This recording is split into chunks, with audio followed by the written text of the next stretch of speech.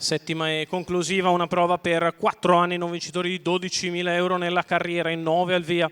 1 Drive Jet Carmine Piscoglio, 2 Dinatà Manuel Pistone, 3 Dolce Vita Col Marco Stefani, 4 Duana Chuck SM Loris Farolfi, 5 Dolly Rich Salvatore Valentino, 6 Dea di Casei VP dell'Annunziata, 7 Daisy Vic Francesco Trollese, 8 Dinavald Marco Basile, 9 Danny La Roberto Vecchione, Dinatà al comando, ha sbagliato Drive Jet, sbaglia Duana Chuck SM.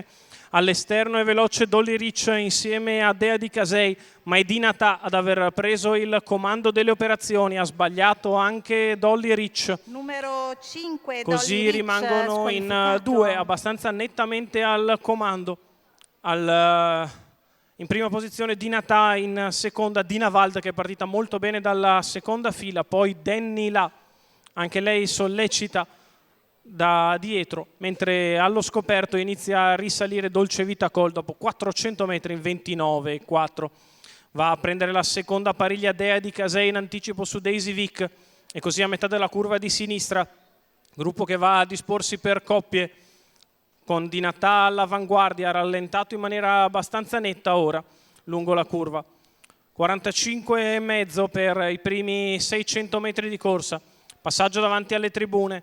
con la leader che va piano, Dolce Vita Col che risale, arriva accanto alla battistrada, Dea di Casei che fa la seconda pariglia precedendo Daisy Vic, alla corda è sempre Dinavald, poi Danny La. Il primo giro se n'è andato in 1,1,4, si va verso il chilometro che a battistrada Dinatà passa in 1,17,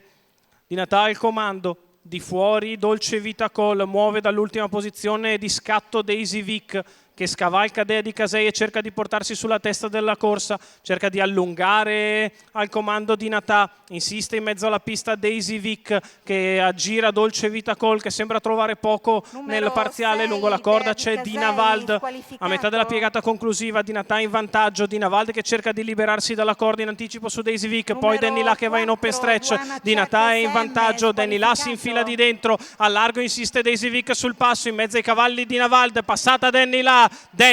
che viene a vincere nei confronti di Dinavald. Al terzo posto Daisy Vic, 31,7 ad arrivare il successo di Danny La. Dalla terza posizione alla corda, in bocca all'open stretch, infila tutti e viene a vincere Roberto Vecchione per il training di Antonio Filetti, colori di Francesca Consoli, successo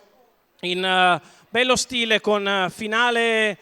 molto molto interessante per Danny La, Roberto Vecchione che porta il palo alla leva di Antonio Filetti e Francesca Consoli. Al secondo posto Dinavald tiene in rispetto Daisy Vic che finisce al terzo avanti a Dinatà.